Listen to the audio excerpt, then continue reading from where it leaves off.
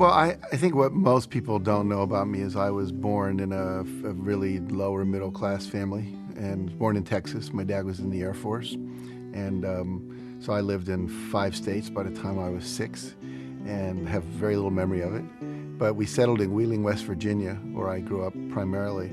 And my father was somewhat abusive, and so my mother divorced him.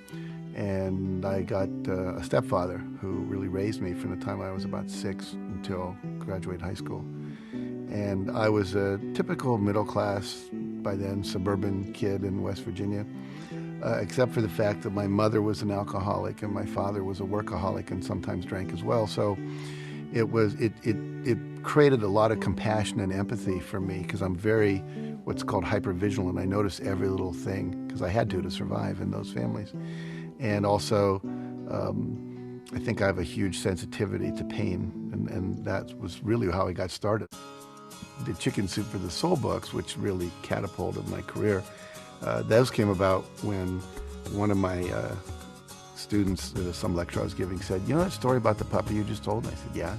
She said, "Is that in the book anywhere?" I said, "No." And she said, "Well, it needs to be." I said, "Why is that?" She said, "My daughter needs to read that story." "Well, just tell her the story." "I can't remember. I need to see it in the book." When you're a kid, you have an impulse to act, you act. You want to touch the cat, you want to throw the cat out the window. You want to stick your hand into the VCR and put peanut butter in there, you do. The problem is, as we're growing up, we get conditioned by our parents and our caretakers and our siblings and our teachers and coaches and nuns and all these different people that come into our life. Don't do that. Stop. That's bad. You know, we get slapped and told we're not okay. And so after a while, when we go to do something, we're looking, is it okay if I do this, you know, instead of just doing it. All my sons and my stepson and my stepdaughter have been great risk takers. They're all artists. One's a drummer, one's a hip hop singer.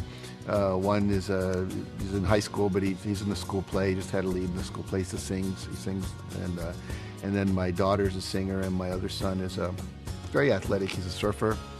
He snowboards as well, and he's always inventing games and trying out new things. Always on the edge, you know. Always coming in with cuts and scrapes, which I love because they're out there on the edge of their potential, exploring how they can keep pushing it. And it's not that they never get scared or they never feel rejected and have to go through things, but they seem to rebound very quickly. Every one of us knows what we want. We can feel it. I'll just tell people, if you could have anything you want and there were no limitations, what would you do? And everyone has an answer. Little kids, big adults. And that's their core essence. And if we all just fully do that which we're passionate about and understand the principles for how to bring that into being, then I believe the world will work perfectly. And that's why I do what I do.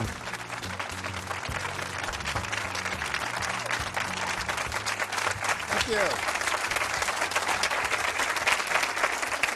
Thank you very much. Well, it's a pleasure to be here and to share these ideas with you and really help you take your life to the next level, which is what we all want to do, or we wouldn't come out to these kind of events. I'm going to start by sharing with you a number of very important critical ideas. And the first one is this one. There's a friend of mine, his name is Orrin Hudson, and he was the Alabama State chess champion. And he grew up in the ghettos of Birmingham and became a chess champion. Then he was the #1 Cadillac dealer and became a professional speaker. And I was talking to him, we were having lunch together down in New Orleans, and it was at a professional speakers convention, and we were talking about my new book, The Success Principles. It was about to come out, and he said, "You know, to me, success is like knowing the combination to a lock." He said, if you know the combination to a lock, it doesn't matter if you're male or female, white or black, Hispanic or Asian, you're 55 or you're 16, your IQ is 150 or your IQ is 93. If you know the combination, the lock has to open. And the problem is, most of us are going through life and we don't know the combination. We maybe have 3 of the 4 numbers we need, but we don't have them all. And so the idea is that what I've spent 30 years of my life doing was researching what is the combination to the lock.